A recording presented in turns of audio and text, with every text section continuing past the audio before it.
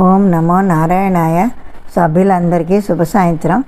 ఇప్పుడు వైశాఖ పురాణం 17వ అధ్యాయం యమ దుఃఖ నిరూపణము. నారదుడు అంబరీషునితో ఇట్లా పలికెను. శృతికీర్తి మహారాజునకు శృతదేవుడు తరువాతి కథనిట్లు వివరించెను. వాయువు చేసిన ఉపచారముల వలన ఊరడింపు వలన కొంత తేరుకున్న యముడు బ్రహ్మను ఉద్దేశించి ఇట్లు పలికెను. స్వామి, సర్వలోక పితామహ బ్రహ్మ, నా మాటను వినుము. నేను నా కర్తవ్యమును నిర్వహింపకుండా నివారింపబడితిని. నేను చెయ్యవలసిన పనిని చెయ్యలేకపోవటను మరణము కంటే ఎక్కువ బాధాకరమని తలుచుచున్నాను. సర్వ సృష్టి విధాయక వినుము. ఆజ్ఞను పొందిన అధికారి తనకు రావలసిన జీతమును తీసుకొనుచు చేయవలసిన కర్తవ్యమును చెయ్యనిచో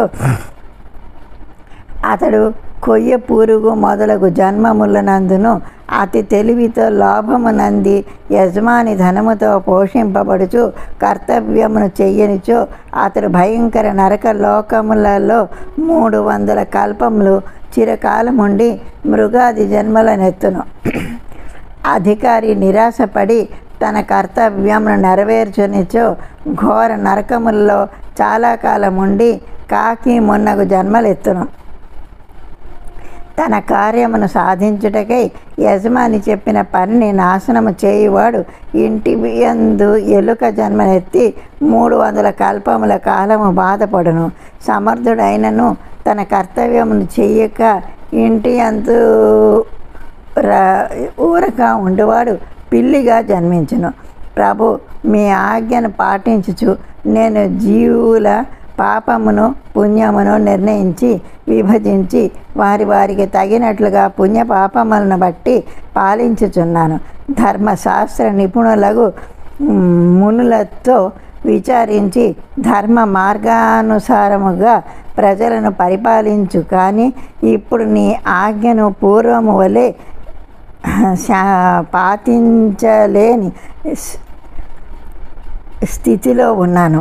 కీర్తిమంతుడను రాజు వలన నేను నా కార్యమును నిర్వర్తింపలేకున్నాను. కీర్తిమంతుడను ఆ రాజు సముద్ర పర్యంతమున ఉన్న భూమిని వైశాఖ మాస వ్రత ధర్మాయుక్తముగా పరిపాలించుచున్నాడు. అన్ని ధర్మములను విడిచిన వారు, తండ్రిని పూజింపలేని వారు, పెద్దలను గౌరవింపని వారు, తీర్థయాత్రలు మున్నగు మంచి పనులు చెయ్యని వారు, యోగ సాంఖ్యములను విడిచిన వారు, ప్రాణాయామం చెయ్యని వాడు, హోమమును స్వాధ్యాయమును విడిచిన వారు, మరి ఇంకను ఎక్కువ పాపములను చేసిన వారు, ఇట్టి వారందరూ వైశాఖ మాస వ్రత ధర్మములను పాటించి వారి తండ్రులు తాతలతో పాటు విష్ణులోకమును చేరుకున్నారు. వీరే కాదు, తండ్రులు తాతలు తల్లులు వీరును విష్ణు లోకమును చేర్చున్నారు. వైశాఖ వ్రతం ఆచరించిన వారు భార్య వైపు వారును తండ్రి వలన ఇతర స్త్రీలకు పుట్టినవారు వీరందరూ నేను రాయించిన పాప పట్టికలోని యమ పాపములను తుడిచివేయునట్లు చేసి విష్ణులోకమును చేరుచున్నారు. ఇట్టి దుఃఖములను చూడగా నా తల పగిలిపోచున్నది. సామాన్యముగా ఒకడు చేసిన కర్మ ఆ ఒక్కనికే చెందును. దానివలన పుణ్య పాపములలో ఏదో ఒక దానిని వాడు అనుభవించును. కానీ వైశాఖ మాస వ్రతం ఒకడు చేసినచో అతడే కాక వాని తండ్రి వైపు వారు తల్లి వైపు వారు మొత్తము 26 తరముల వారు చేసుకున్న పాపములను పోగొట్టుకొని విష్ణులోకము చేరుచున్నారు. వీరు కాక వైశాఖ వ్రతమును చేసిన వారి భార్యల వైపు వారును భర్తల వైపు వారును విష్ణులోకమును చేర్చున్నారు. ఈ వైశాఖ వ్రతమును చేసిన వారు ఎట్టివారైనను నన్ను కాదని కనీసము 21 తరముల వారితో విష్ణులోకమును చేర్చున్నారు. యాగాదులు చేసిన వారును వైశాఖ వ్రతమును చేసిన వారి వలె విష్ణులోకమును చేరుట లేదు. తీర్థయాత్రలు, దానములు, తపములు, వ్రతములు ఎన్ని చేసిన వారైనను వైశాఖ వ్రతము చేసిన వారి వలె విష్ణులోకమును చేరుట లేదు. ప్రయాగ పుణ్యక్షేత్రమున పడువారు యుద్ధమున మరణించిన వారు, భృగుపాతము చేసిన వారు, కాశీక్షేత్రమున మరణించిన వారు, వీరెవ్వరును వైశాఖ వ్రతము చేసిన వారు పొందినంతటి పుణ్యమును పొందుట లేదు. అనగా ప్రయాగ క్షేత్రమున నదీ ప్రవాహమున దుమికి మరణించిన కోరిన కోరికలు తీరును అని అందరు. అట్టి వారికి వచ్చిన పుణ్యం కంటే వైశాఖ వ్రతమును చేసిన వారికి అనాయాసముగా అంతకంటే ఎక్కువ పుణ్యం వచ్చుతున్నదని యముని అభిప్రాయము. వైశాఖ మాసమున ప్రాతకాలం స్నానం చేసి విష్ణు పూజను చేసి వైశాఖ మహాత్మ్యమును విని యథాశక్తి దానములను చేసి జీవులు సులభముగా విష్ణులోకమును చేరుచున్నారు. వైశాఖ వ్రతము చేసిన పాపాత్ములను విష్ణులోకమును చేరుట యుక్తముగా నాకు అనిపించుట లేదు.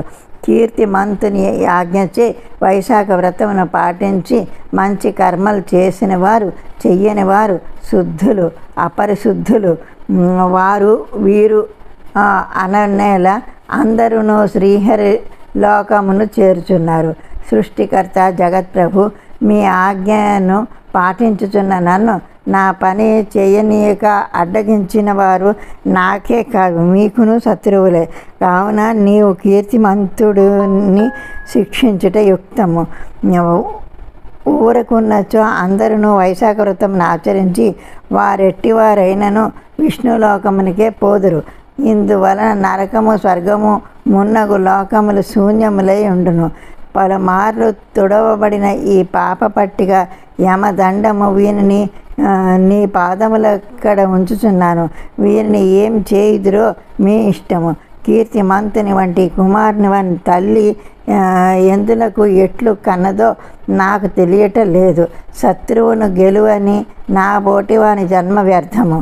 అట్టి వానిని కనుటయు ఆ తల్లి చేసిన వ్యర్థమైన కార్యమే.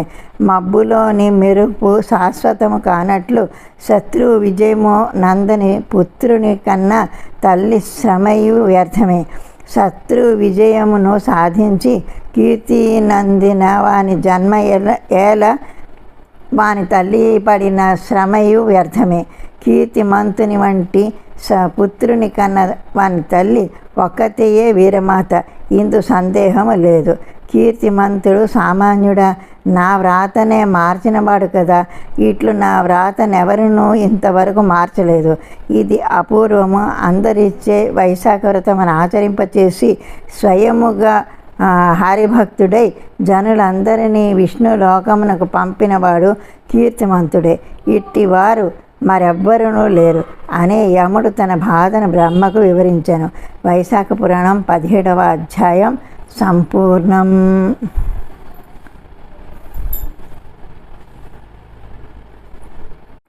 వైశాఖ పురాణం 18వ అధ్యాయం. విష్ణువు యముని ఊరడించు. నారదుడు అంబరీషునితో పలుకుచున్నాడు. శృతదేవుడు శృతకీర్తితో ఇట్లనెను. యముని మాటలను విని బ్రహ్మ ఇట్లనెను. ఓయి, నీవెందులకు విచారింతువు? నీవు చూచిన దానిలో ఆశ్చర్యమేమున్నది? సజ్జనులకు బాధను కలిగించినది దాని వలన ఫలము జీవితాంతము ఉండును. శ్రీహరి నామమును ఉచ్చరించినంతనే విష్ణులోకమును చేరుదురు. రాజా ఆజ్ఞచే వైశాఖ వ్రతమును చేసి శ్రీహరి లోకమును చేరుటలో ఆశ్చర్యమేమున్నది? గోవింద నామము ఒక్కసారి పలికినను 100 అశ్వమేధ యాగముల అనంతరము అవబృధ స్నానము చేసి వచ్చినంత పుణ్యము కలుగును. ఎన్ని యజ్ఞములను చేసిన వారైనను పుణ్యఫలములను అనుభవించి మరలా జన్మించక తప్పదు. కానీ శ్రీహరికి నమస్కరించినచో పునర్జన్మ ఉండదు. శ్రీహరి నామము ఉచ్చరించిన వారు కురుక్షేత్రమునకు పోనక్కర్లేదు. సరస్వతి మున్నగు తీర్థముల యందు మునగను అక్కర్లేదు. చెయ్యరాని పనులను చేసిన వారైనను ఎంత పాపం చేసినను మరణకాలమున విష్ణువును స్మరించినచో శ్రీహరి పదమున చేరుదురు. తినరాని దాన్ని తిన్నవారును శ్రీహరిని స్మరించినచో పాపములన్నీ పోగొట్టుకొని విష్ణు సాయుధ్యం పొందుదురు. ఇట్టి శ్రీ మహావిష్ణువునకిష్ట ఇష్టమైనది వైశాఖ మాసము. వైశాఖ ధర్మములను విన్నచో సర్వ పాపములను హరించును. విష్ణు ప్రియమగు వైశాఖ వ్రతం ఆచరించిన వారు శ్రీహరి పదమును చేరుటలో ఆశ్చర్యమేమున్నది. మనలందరినీ సృష్టించి సర్వ జగన్నాథుడు శ్రీ మహావిష్ణువు అట్టి వారిని సేవించిన వారు విష్ణులోకమునకు చేరుటలో ఆశ్చర్యమేమున్నది. కీర్తిమంతుడు శ్రీహరి భక్తుడు శ్రీహరికి ఇష్టమైన వైశాఖ మాస వ్రతమును చేసిన వారి యందు శ్రీహరి ప్రీతుడై వారికి సాయపడుట సహజమే కదా. యమధర్మరాజా, శ్రీహరి భక్తుడగు ఆ రాజును శిక్షింపగల శక్తి నాకు లేదు. శ్రీహరి భక్తులకు ఎప్పుడునో అశుభం ఉండదు కదా. జన్మ, మృత్యు, జర, వ్యాధి, భయము కూడా ఉండదు. యజమాని చెప్పిన పనిని అధికారి శక్తి కొలది ఆచరింప యత్నించినచో అతడు పనిని పూర్తి చేయకపోయినను నరకమునకు పోడు. తన శక్తికి మించినచో ఆ విషయమును యజమానికి నివేదించిన అధికారి సేవకుడు పాపమునందుండు. వారికి ఎట్టి దోషము లేదు. యజమాని చెప్పిన పని శక్తికి మించినప్పుడు అది వాని దోషం కాదు అని బ్రహ్మ యముని బహువిధములుగా ఓరడించను. అప్పుడు యముడు బ్రహ్మ మాటలను విని, స్వామి, నీ ఆజ్ఞను పాటించి నేను కృతార్థుడు అయితిని, అన్నిటినీ పొందితిని. ఇది చాలును. నేను మరలా నా పూర్వపు ఉద్యోగములోనికి వెళ్ళజాలను. కీర్తిమంతుడు ఇట్లు పరాక్రమముతో వైశాఖ వ్రతములతో భూమిని పాలించుచుండగా నేను నా అధికారమును వహింపను. ఆ రాజు వైశాఖ వ్రతమును మానునట్లు చేయగలిగినచో నేను తండ్రికి గయాశ్రాద్ధం చేసి పుత్రుని వలె సంతృప్తి పడుదును.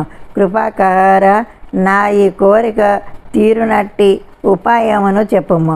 అప్పుడు నేను మరలా నా కర్తవ్యమును నిర్వహింపబోదును అని ప్రార్థించను. అప్పుడు బ్రహ్మ, యమధర్మరాజా, విష్ణు భక్తుడుగా అతనితో నీవు విరోధపడటం మంచిది కాదు. నీకు కీర్తిమంతునిపై కోపం ఉన్నచో మనము శ్రీహరి వద్దకు పోవుదము. జరిగినదంతయు శ్రీమన్నారాయణునకు